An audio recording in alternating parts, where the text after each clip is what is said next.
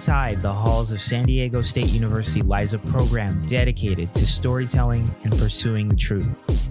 Welcome to Where You At, a podcast that takes you inside the work of alumni for the School of Journalism and Media Studies at San Diego State.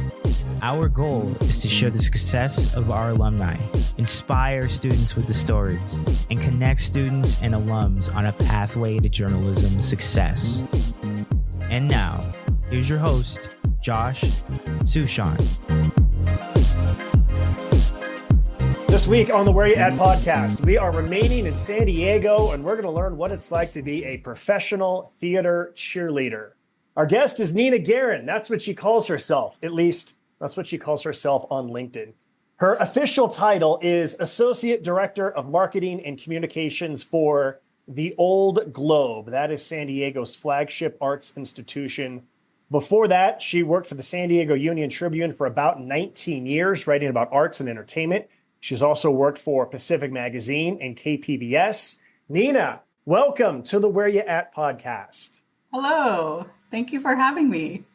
This is great because Nina's used to being on the other side of interviewing where she's asking the questions. And so now she gets to be on the other side. And we were chit-chatting a little bit right before this. And I actually think it's really interesting, Nina, because I feel like the times that I've been interviewed, it really helps me understand what it's like to be on the other end. And I like to think that it makes me better at asking questions. I don't know. Maybe you can tell me about 45 minutes from now. But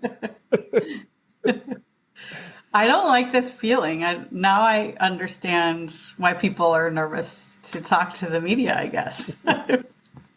All right, well, we'll work through it. We will work through it. Well, let's start with this. Okay, so again, I am having some fun here with what you wrote on your LinkedIn, professional theater cheerleader. Why don't you describe what does it mean to be a professional theater cheerleader in reality?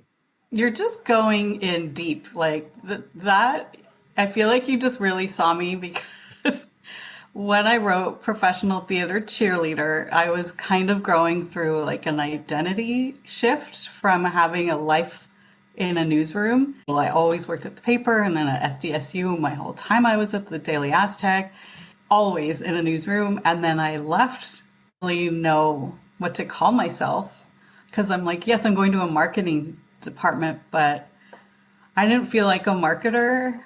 Even when the Daily Aztec used to be in the old building and like advertising was on one side and the news was on the other, and like never had any friends in advertising. So it was a weird transition for me. And then my daughter had just started cheerleading and I was like, you know what, I do this, but for theater, for shows coming to the Old Globe. And so that's, long story, that's how I called myself a professional theater cheerleader, because I am trying to get people excited to come see shows, because not a lot of people do. And I'm trying to change that. It's actually a really good description the more I think about it, because really marketing is cheerleading, right? Yes, you're trying to lead people into cheering about your product. So I think that it's very good. Give us like kind of like the nuts and bolts though, in terms of there's probably not a normal week, but give us some examples of some of the things that you do to try to inspire people to come to the theater more. I thought, like, I hear stories about people leaving newsrooms and they're like, oh, it's so chill now. Like, that is not the case in a theater at the Old Globe. We do like 12 shows a year minimum. There's something different. It has very much a newsroom energy because it's also all night. There's, the stage crew that's there early to set things up, and then the people at night. Like, there's just always activity. So it's actually very much like working in a newsroom like in the 90s or 2000s. So some of the things and like a newsroom, it's not the same every day because we have different shows coming in. But let's just take this week. It's our very big week at the Old Globe. The Grinch is opening, which is our like main show that everybody knows us for. So we're going to do a photo shoot the day before the show opens to the public. We're doing a video shoot, so I'm coordinating those things. I'm copy editing the program, so that's like all the people in the show and all the stories that go in the program. We had a Halloween party because theater really goes off on Halloween. It's just a bunch of different things. This morning I wrote some like copy for a Facebook ad. Like, it's just a little bit of everything, and it's really fun. And I really do like the transition that I've made from newspapers. So when you think about all the skills that you acquired in order to write, in order to publish stories, how much, without realizing it, have those skills transferred over to what you're doing now? I think the most important was writing on deadline. I did mostly features when I worked at the Daily Aztec, so I had a little more time than most people. So learning to write quickly and get it out there is kind of a skill that has helped. And then just being able to be flexible and not like, things happen every minute. Like we're doing a show and the copy that we wrote might have to change. And so there's just a lot of voices coming in. And I think just being able to have that ability to not get too weighed down or precious about my words. And I feel like, I guess we'll get there, but I started at the Union-Tribune as an assistant. And so I was able to do a whole bunch of things. And all of those things now go into what I do, from knowing how to make a good copy to knowing how to run a photo shoot and how to categorize things. Like everything that I did in media, I'm using now as like a professional marketer. I don't know if this is going to be a stretch or not. If it is, tell me. But I work in baseball. You work the theater. And there's something about just that there's a live event. And I know that for me personally, when the game starts, whatever happened that day, all of the lead up, all of the stuff that you do to get ready for the game, once the game matters, none of that pre-game stuff is relevant anymore. It's just about the game. And there's something really refreshing that I just love about that once the game starts, it's like, okay, it's kind of out of our hands at this point, right? Yeah. The show is beginning. And so maybe you could describe what it's like for all of the work that you do. And then once the show begins, kind of what you do next. Yeah, you're right. Most of our work, like the Grinch opens to the public in a week, but we've been working on that. We joke that it's Christmas in July. Like we've been working on collecting bios from everyone for the program, getting the photos, deciding which photos are going to go on Instagram, on Facebook, we don't have a TikTok. I wish we did, but we don't have one. And so, choosing the photos and getting new photos, and we also make posters and getting the posters ready. So all of that is the lead up. And then once the show opens, I do have a little bit of work where we take photos of the live show, and then I have to go through like thousands of photos to find the best ones. And so once that's done, we are pretty much done. But we still try to keep marketing on social media. So we'll think of creative ways to get the cast involved. We'll think of just clever ways to keep talking about the show, so that even though it has started, our shows last like about a month. So we want people to be engaged that whole month, but it is a lot easier. And you're right. It's like an exciting like build up, and then like it's out in the world. How much do you still find yourself as a fan, just a fan of the show, of any show, and being able to just enjoy it like the way the public is who's paying money to watch it?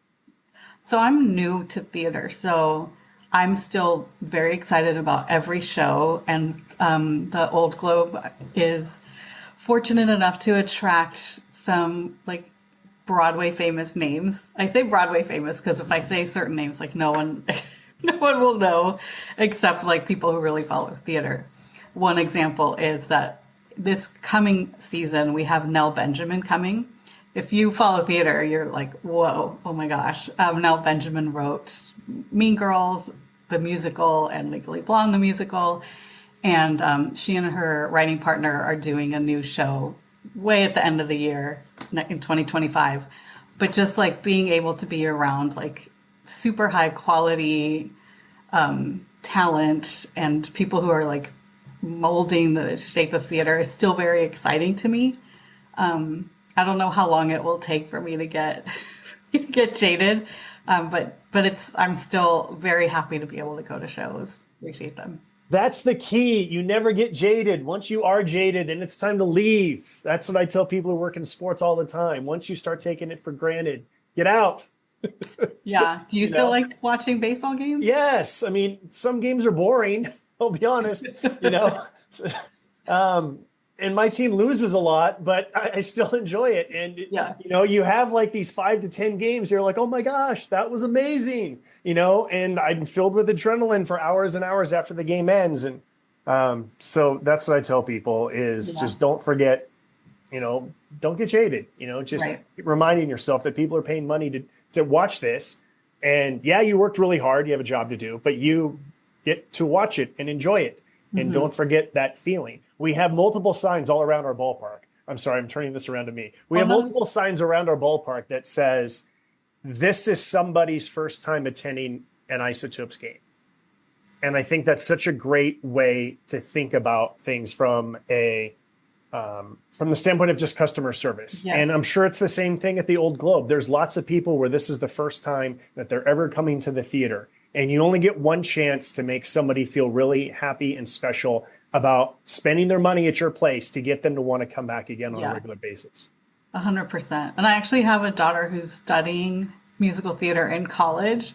And I think that they also are taught that. Like, their goal is all to go to Broadway, but it's the same thing. Like, someone paid a lot of money, traveled, came here just to sit. And even though you're having a bad day, like, this is someone's first time in the theater, and it does help. Not that she's on Broadway, but I think it does help, putting on your best show every time and being excited every time. And jumping ahead, I did start to get a little bit bored when I was working my last media job. And when the opportunity to move came, I knew that it was the time to go, because I started just kind of not mailing it in, but just not being excited about what I was doing. All right, we're going to get to that, but let's rewind now. Let's go back to when you were leaving high school and starting college. This has become our de facto main question here on this podcast, which is why San Diego State and why journalism? So I'm kind of like almost a first generation to go to college, definitely from my parents. So I didn't really do the thing. I knew I needed to stay in San Diego. That was like, which one, SDSU or UCSD? And because I was like such a newspaper nerd in high school, it just seemed obvious that I would be going to the school with the best newspaper, not in San Diego, but it was like California. It was the best newspaper. It probably still is. So it wasn't even an option. Like, I'm going to SDSU. UCSD didn't even have a journalism department, if I remember. So that's why I went to SDSU. The irony is I did not end up majoring in journalism. I ended up majoring in English, which would have been a perfect thing to do at UCSD. but I was on the Daily Aztec my whole time at SDSU. What are some of the stories that you wrote as a student that you remember the most, and why? So when I started at the Daily Aztec, I was a features writer, and that was and I was a freshman, and I was like a late October birthday, so I was 17. And that was such a great way to get to know the school, because I was a little bit shy, it's a big place, 17. And I was forced to go and find different parts of the school and write about just random things. I don't know if you were there, but there was like a man called the Can Man. Like he collected cans. I remember him. Yes. I was assigned to go interview him, and I was like terrified and so shy. And then it turns out I don't remember it, but he had like a great story. So I had to write about the random Can Man. And then fast forward to the end of my time there when I was the arts editor. I was invited to go to movie junkets in New York. So, of course, those were the stories that I loved to do. I don't know how ethical they were, honestly, but they would send us to go watch. The movie they sent me to go watch was 101 Dalmatians live action. And they put me up in a beautiful hotel, and I had to interview Glenn Close and write a story about it. So... Well, from an ethical standpoint, we could kind of workshop this. I mean, if you wrote a positive review and you legitimately thought that it was worthy of the positive review, then there was nothing wrong with it from an ethical Josh, standpoint. if you saw the room they put me up in, like there's no way I was gonna have a bad time. It was the most beautiful hotel room. They drove us to this fancy movie theater. They fed us. Like, what? Yeah. At that time, I might have been 21 or something. Like, what 21-year-old really wants to watch like 101 Dalmatians live action? Like, but yeah, I mean, if I didn't like it, I would have said. I think. That also just becomes good public relations work at a certain point too. You know. Yeah. One of them. This wasn't in New York. It was in LA. They sent me to the Four Seasons to interview Madonna because she was in the movie Evita. Do you remember? Yes, I remember. And I wasn't in theater yet, so I didn't know what a big controversy this was, that like she was picked to be Evita. Like, people hated that. And so some of her team came up and they were like, "Are you going to be nice to our girl?" Like, I don't know. I did like the movie and I loved that experience, but it did feel like, are they picking my table because we're the friendliest? I don't know. Okay, so if you're going to name drop Madonna, then I'm going to follow up with a bunch of follow-up questions about Madonna. Was this a one-on-one interview? Was this a group interview? What do you remember just about the exchange of interviewing Madonna? Because for people who don't know, at this time, Madonna was at the peak of her power, and she was the biggest pop star in the world at the time. Yeah. This is actually a very fascinating story, and I learned a lot from my very short interaction with her. So the way a junket works is that celebrities come to this hotel and there's press, and sometimes they sit on a panel, but sometimes there's different tables, and you sit at a table and the celebrity goes every 10 minutes to a different table. So that's how this one was. And Madonna had just 4 months before had Lourdes, her daughter. She's in this beautiful outfit and she sits at our table. And our table had 2 women on the table and everyone else was a man. She did not make eye contact with me or the other woman once, never looked at us. And then I was like, okay. And then one of the men asked her a question that was in the press packet and she wouldn't answer it. She was like, this information has already been and I was like, this isn't powerful. She knows what she's doing. I'm not going to hate her for not paying attention to the women on the table. And I don't know what's going on in her head, but it just felt like it made me see this is what a strong, powerful person does. And then someone whispered in her ear during our interview and she said, my daughter needs me. And she went upstairs and she never came back. So I was one of only 2 tables that got to interview her. Again, it was with 8 people. I would say maybe 8 to 10 minutes is what we got. Do you recall if your heart is racing at this time or if you're just, the first time that I remember, the first time that I interviewed really famous people, I remember thinking, my heart is racing. I'm trying to ask a question. It ends up being much longer of a question than it needs to be. And I remember learning okay, this is what it means to be able to control your heart rate and still be calm in a situation. What memories do you have? I know it was a long time of even that brief 8 to 10 minutes of how you still go about doing your job without being either a fangirl or without being whatever phrases you want to use here. In those situations when you're at a table with a bunch of other people, I knew my place kind of. I knew I'm from college, everyone else is professional, and I just let them ask the questions. So I was just very excited to be in a room with Madonna. But in the years that followed, my job kind of was to interview, a lot of movie people. I used to cover Comic-Con. I just ended up doing it a lot.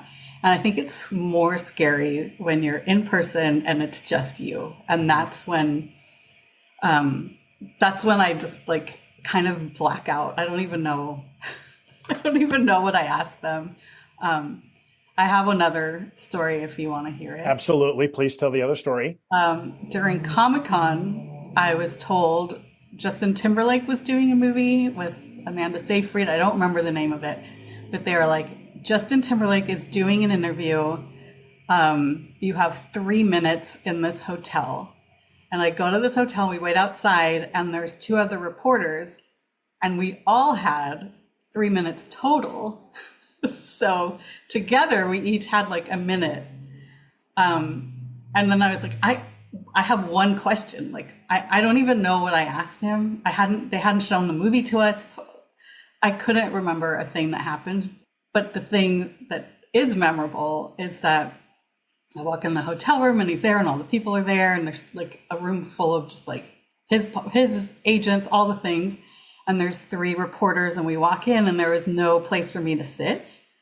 And he looks around and he's like, wait, there's no chair for you. I'm like, it's fine. I'm only here for 1 minute. And he's like, no, I'm from the South. My mom would never let me do this. And he got up and he gave me his chair.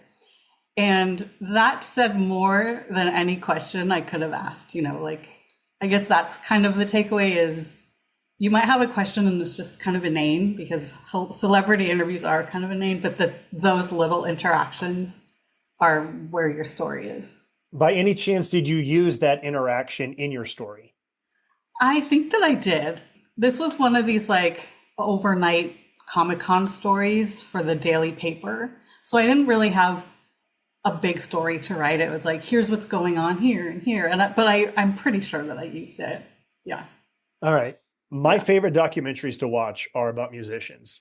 And I think the main reason is because they don't care. Like they'll say anything. They'll rip themselves. They'll rip their fellow band members. I feel like they are the most honest people when it comes to interviews, which is what I think makes those documentaries so fascinating. So if you have an example or you just want to give more details about just the fun or the challenge of just, you never know what's going to happen when you're interviewing a band member for something.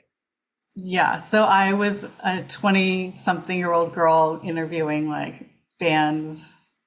So there was a lot of kind of like inappropriate stuff. So that's one element, but then the bands that were not, like that, they would have a lot to drink.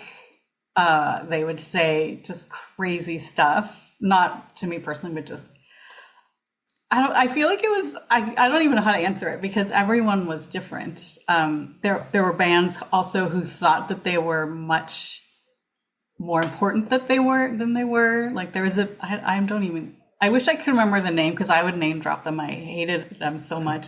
But they were on a show on VH1 called like Making the Band and they came back and they thought they were like so important. And they set this interview up and it was supposed to be like 8 p.m. and they didn't even talk to me till 11 p.m. And then they were just like saying yes, no answers. And it so you get those kinds of bands, and then you get the ones who are appreciative and who want to talk to you, and it just really runs the gamut. But yes, as a local music writer for much of my time at the Union-Tribune, I learned a lot. How'd you get started with the San Diego Union-Tribune? We kind of skipped ahead here, but in terms of going from student to professional, what was it like getting this job with the UT? You mentioned at one point you were an assistant. Give us more of the background on it. Yeah. I applied to be a news assistant, where they clearly tell you on day one, this is not a stepping stone to being a reporter.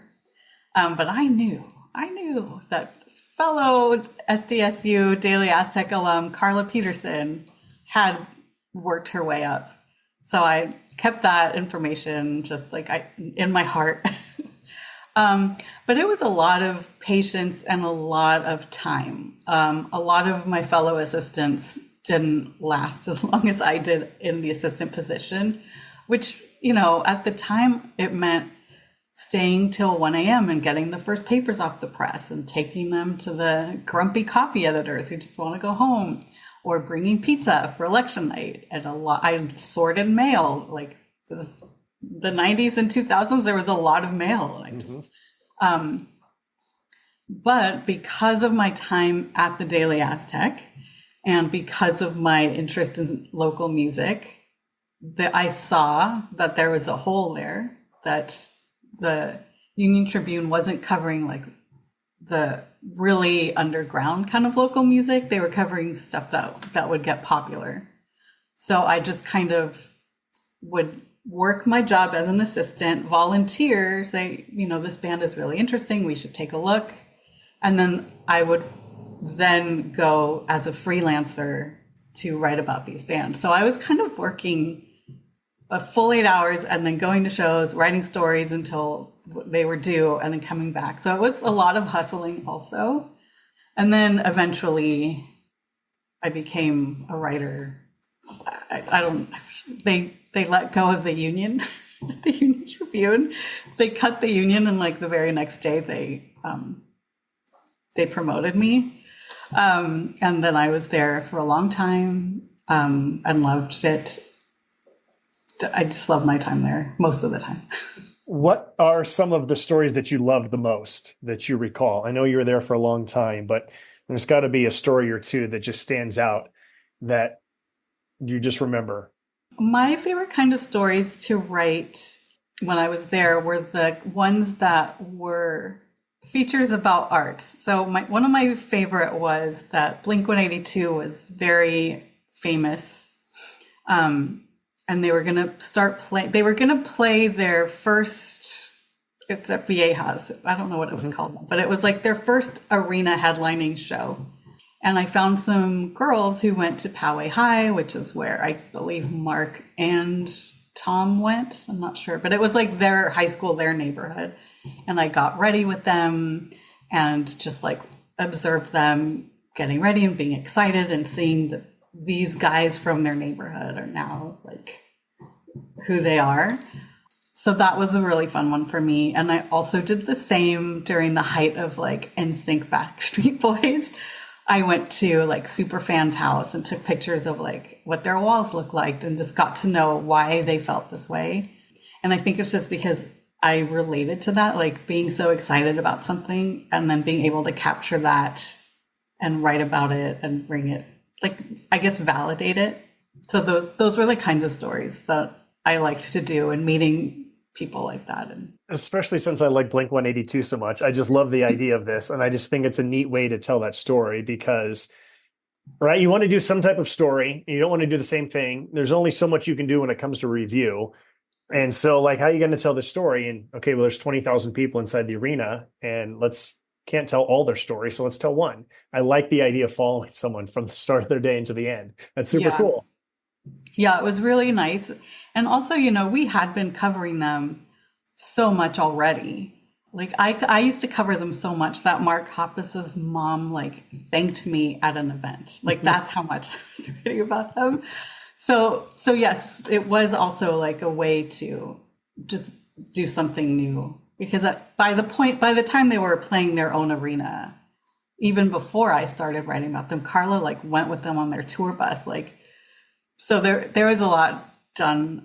But yeah, I think that was kind of my specialty, was the fan perspective.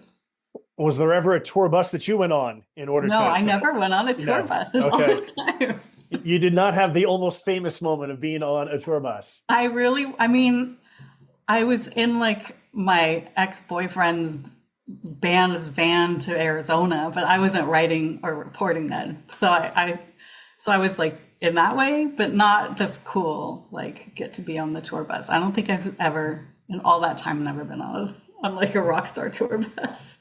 If someone is listening to this and they want to write about the entertainment industry, whether it's movies or whether it's music, what's your just advice in terms of, look, sometimes as a woman, they're going to say inappropriate things to you. And, mention the Almost Famous. And I think it was just it's such a great coming of age movie, but there's also so much wisdom that's in there about what it means to be an entertainment reporter.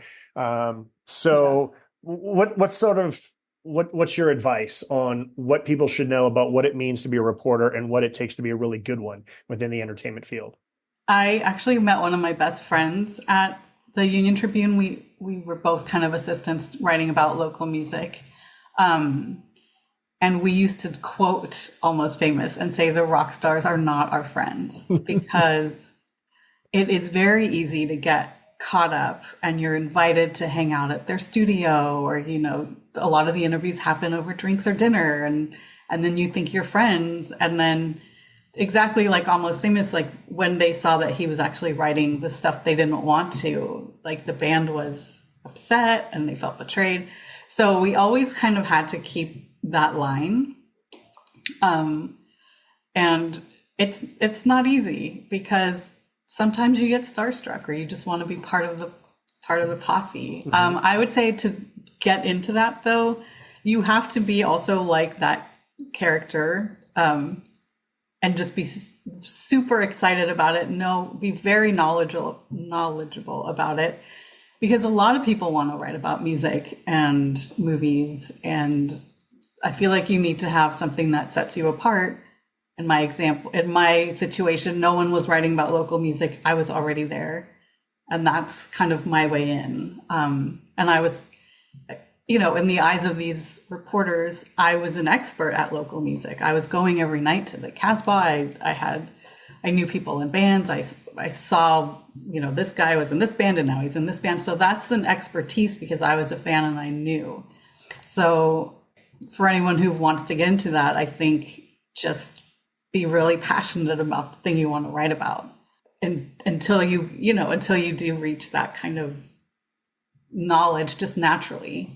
But it's really competitive and it's hard to do, and you just also really have to hustle at it. I know that there's a whole like work-life balance conversation that definitely did not exist when I was working, and I don't know if I had picked a work-life balance if I would have been, I don't know if I should say that, but if I didn't work, 20 hours a day for 3 years, would I be where I am? I don't know.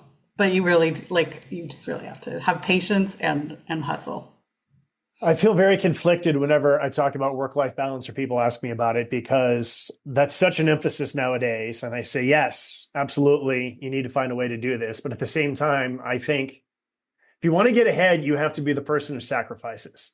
And I know that's not what you're supposed to say nowadays, but I think it's just ultimately true. Whether that's working in sports like I do, whether it's working in arts and entertainment, especially when the events are taking place at night. Yep. Yeah. I tell students all the time, I tell my coworkers all the time, how bad you want it. Yeah. I know. And it sounds weird to say now, but at the time it was an expectation. Mm-hmm. Like, you work in a newsroom, of course you're going to be working these crazy hours. And like, I had to give up trips that I had planned. I had tickets to see a friend in Chicago for Y2. I don't know. I had to like cancel a trip because they said, you're the only one who can do it. I was still an assistant. If you want to get promoted, like, help us out. Mm-hmm. And it was just kind of expected. It was never a conversation. And so I agreed. Like, I don't know if that was good. I enjoyed the work that I was doing, so it didn't feel like a problem. And I guess if you don't like what you're doing, it can feel like a not healthy thing. But I really mostly had fun doing all of this. A big part of journalism is cultivating sources. From the arts and entertainment standpoint, tell us about whether it's promoters, whether it's someone who, a bouncer, whether it's someone who works at a local club, whether it's someone who promotes a big show. What are the most important things about cultivating these types of sources so that you can either get an interview or get access or just make sure that you're there to know about some type of event that's coming up? I did have contacts with most of the club owners. The Casbah club owner was really a good source. And I did know the doorman, and there was a competing weekly, the Reader, who kept burning the bridges at this club. And so that doorman would not talk to the Reader, but would happily talk to me. And I think it's just having these sources, but also not not writing incorrect information or breaking things before they were ready to be broken. That was a big thing.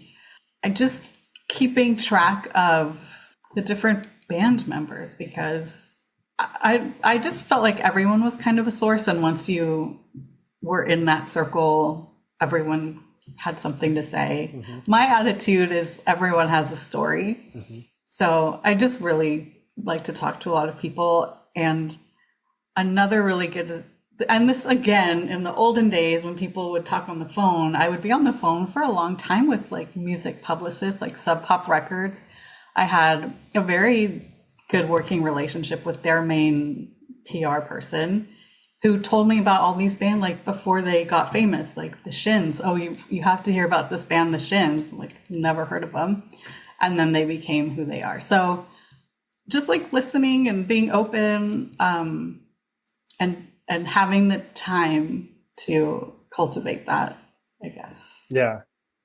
I love it. I love it all, especially the Shins. All right, we're going to start to wrap things up. But before we do, kind of bounced all over the place, but I want to, whatever I forgot to ask that you think is important based on our conversation that we're having here, any direction you want to go, whether it's another favorite story about something or whether it's advice or whether it's just something else that's part of your journey, Nina, the floor is yours for anything that I forgot to ask you.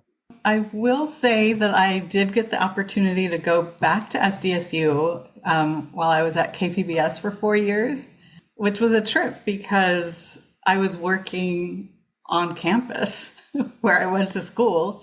So that was an exciting time. And that was a place where I learned a bunch of new skills that are also relevant to what I'm doing now, like not video, but like radio editing, being in front of a camera, writing a script for podcasts and television. Like I did get a lot out of my time at KPBS.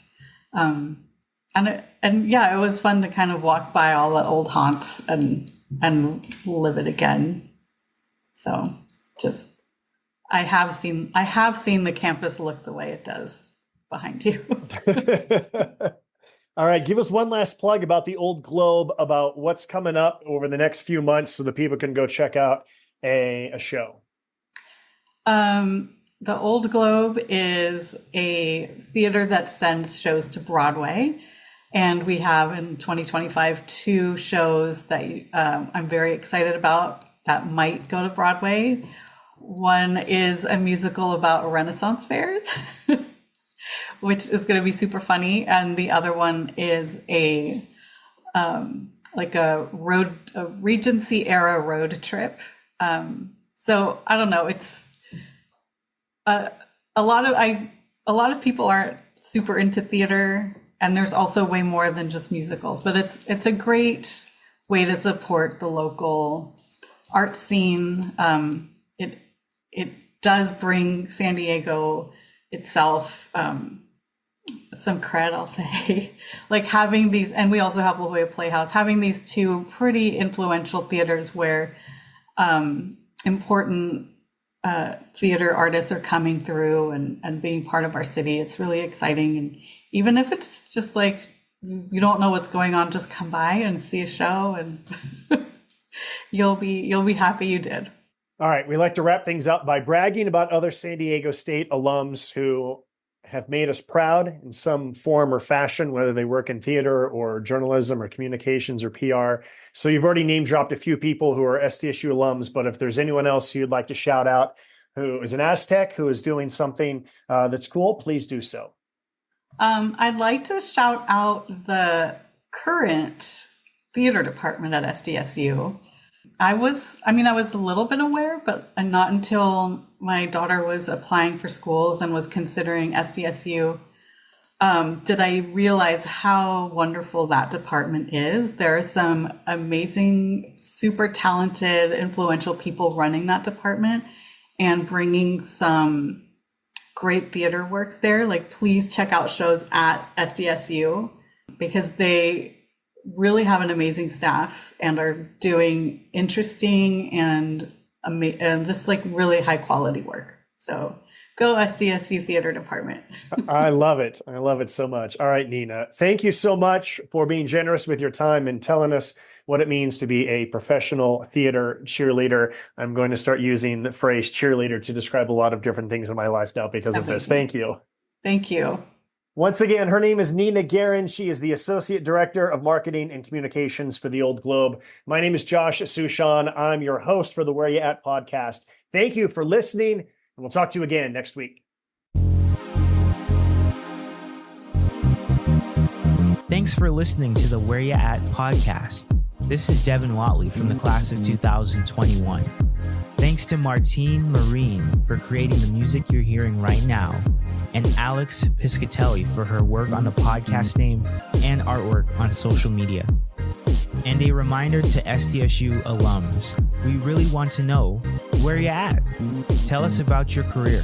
Get involved in the school. There's many ways you can do this, from donating your time or money, mentoring students, to even speaking in classrooms in person or on Zoom. Your work can help us grow the program and create more opportunities for our students to succeed. Again, thanks for listening. Subscribe to this podcast. Tell your friends. Recommend us a future guest. And go Aztecs.